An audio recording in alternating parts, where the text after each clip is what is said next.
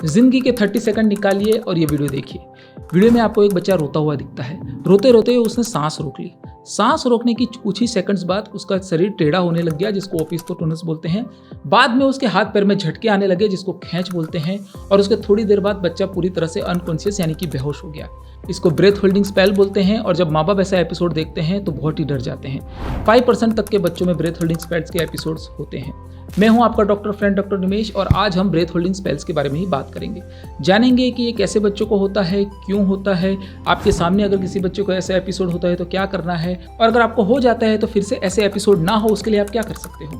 Breath holding spells के दो प्रकार होते हैं, साइनोटिक स्पेल्स और पैलेट स्पेल्स। दोनों में मैकेनिज्म लगभग एक जैसी ही होती है। बच्चा गिर गया, लगा, चोट लगी, डांटा, रोया, डर गया, उसकी वजह से जब बच्चा जोर से सांस निकाल देता है और उसके बाद वो सांस पूरी तरह से रोक लेता है, उससे शरीर में ऑक्सीजन की कमी होने लगती है। जब ब्रेन में ऑक्सीजन की कमी होती है तो उसे सेरेब्रल हाइपोक्सिया कहते हैं। उसकी वजह से बच्चा बेहोश हो जाता है, अनरिस्पॉन्सिव हो जाता है। किसी बच्चे के हाथ पैर में झटके आने लगते हैं, जिसे हम खैंच कहते हैं। कोई बच्चे की पीठ टेढ़ी हो जाती है, जिसे ओपिस्थोटोनस कहते हैं, जो कि आपने वीडियो में देखा। किसी बच्चे की धड़कन भी कम हो जाती है, जिसे ब्रेडिकार्डिया बोलते हैं। और किसी बच्चे के हाथ और पैर भूरे होने लगते हैं, जिसे साइनोसिस कहते हैं। और थोड़ी ही देर में बच्चा एकदम ठीक हो जाता है, जैसे कुछ हुआ ही नहीं। ब्रेथ होल्डिंग स्पेल्स एकदम टिपिकल होते हैं, मतलब हर बार एक जैसे ही होते हैं। आपको लगेगा जैसे कि आप रिप्ले देख रहे हो। किसी दिन में 10 बार भी हो सकते हैं, और कई बार सिर्फ जिंदगी में एक ही बार होता है। 6 महीने से छोटे बच्चों में ब्रेथ होल्डिंग स्पेल नहीं होते हैं। 2 साल के बच्चों में ब्रेथ होल्डिंग स्पेल्स के एपिसोड सबसे ज़्यादा देखे जाते हैं, और 5 साल आते आते तक ब्रेथ होल्डिंग स्पेल्स अपने आप ही चले जाते हैं। ब्रेथ होल्डिंग स्पेल की अच्छी बात यह होती है कि कोई परमानेंट डैमेज ब्रेन में नहीं होता। बच्चे के मानसिक विकास में भी कोई प्रॉब्लम नहीं होता, और उसको कोई खैंच की बीमारी भी नहीं होती है। तो इस तरह से देखा जाए तो ब्रेथ होल्डिंग स्पेल बिल्कुल बिन हानिकारक बीमारी है। दूसरा सवाल होता है कि क्या बच्चा जानबूझ के कर रहा है ये? नहीं, ये एक इनवॉलंटरी रिफ्लेक्स है, मतलब बच्चे की कंट्रोल में नहीं है। लेकिन देखा गया है कि जो बच्चे कंट्रोलिंग होते हैं, जिद्दी होते हैं, डिमांडिंग होते हैं, उन बच्चों में ब्रेथ होल्डिंग स्पेल्स के एपिसोड ज़्यादा ही होते हैं। अगर आपके सामने किसी बच्चे को ब्रेथ होल्डिंग स्पेल का एपिसोड हो गया तो क्या करना है? सबसे पहले तो घबराना नहीं है। दूसरा क्या करना है? बच्चे को सेफ पोजीशन में ला देना है। इसका क्या मतलब है?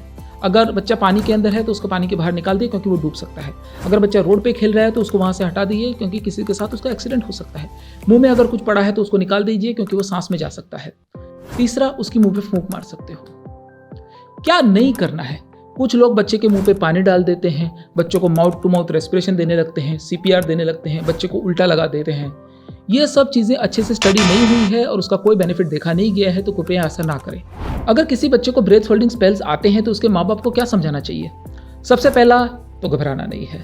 दूसरा, इग्नोर करना है, क्योंकि ब्रेथ होल्डिंग स्पेल को इग्नोर करना उसकी एक ट्रीटमेंट होती है। तीसरा, कुछ बच्चों में देखा गया है, टर्की में एक स्टडी हुई थी कि जिन बच्चों को खून की कमी है, खास करके आयरन की कमी की वजह से खून की कमी है, उन बच्चों में ब्रेथ होल्डिंग स्पेल ज़्यादा देखे गए थे। और जब उनको आयरन से ट्रीट किया गया तो उनके एपिसोड्स भी कम हो गए थे। तो अगर आपके बच्चे को आयरन की कमी है और ब्रेथ होल्डिंग स्पेल्स है तो आपके बच्चे को उसके लिए ट्रीट करना चाहिए। चौथा, बार बार अगर आपके बच्चे को ब्रेथ होल्डिंग स्पेल्स हो रहे हैं तो आपको कार्डियोलॉजिस्ट को और न्यूरोलॉजिस्ट को दिखाना चाहिए, ताकि कोई बड़ी बीमारी नहीं है उसको हम जान सके। इसी के साथ वीडियो खत्म होता है। मैं हूं आपका डॉक्टर फ्रेंड डॉक्टर निमेश। अगर आपको वीडियो अच्छा लगा है तो लाइक कीजिए, शेयर कीजिए, सब्सक्राइब कीजिए, और वीडियो को ज़्यादा से ज़्यादा लोगों तक पहुँचाइए।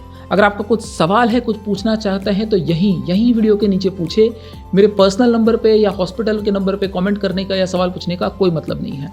अगर आप ये जानना चाहते हैं कि बच्चों के नाक में तेल डालना चाहिए, वो सेफ है, सर्दी खांसी के लिए डाल सकते हैं, कि उसके कोई रिस्क है, तो इस वीडियो को देखने के बाद ये वीडियो ज़रूर देखें।